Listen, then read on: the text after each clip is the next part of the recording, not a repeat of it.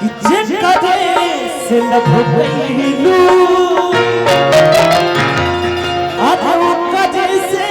पहसनी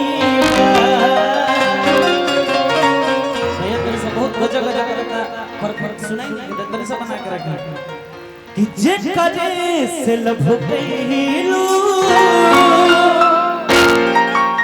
आधो कजे से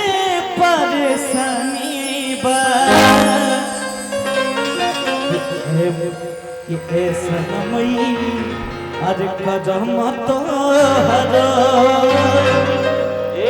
अरे लागे खान गईबा कि ऐसा नमई कदम तो हरो अरे लागे खान गईबा।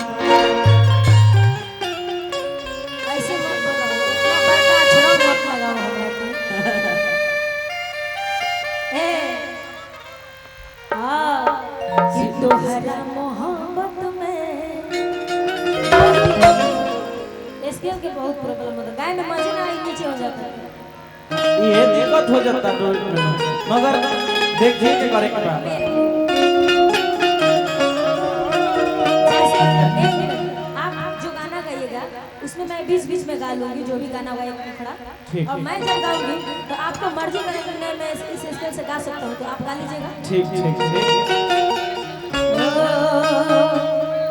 कि तोहरा मोहब्बत में तड़तड़ाओ मत हो भैया कि तोहरा मोहब्बत में जिंदगी खराब हो गई तोहरा मोहब्बत में जिंदगी खराब हो गई।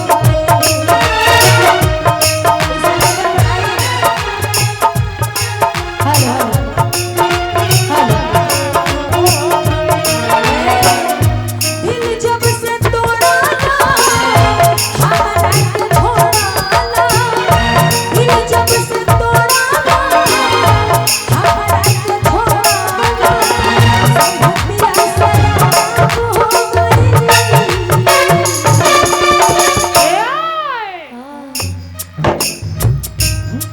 दिल जब से तोड़ा हमारा के छोड़ा दिल जब से तोड़ा हमारा के छोड़ा संभलिया शराब हो गई। इधर तोहरा मोहब्बत में जिंदगी खराब हो गई तोहरा मोहब्बत में ए भैया तार जिंदगी कैसे खराब हो गई हम तो तारा पीछे बचपन से पड़ल बानी जब पहला क्लास में नहीं जा तबे से एकरा पीछे पड़ल बानी बचपन से पढ़ला से ना होला बाद में धोखा देता कि लोग आज न तब काल हम मिलबू आज पानी ही आस से अब आज हम कदिले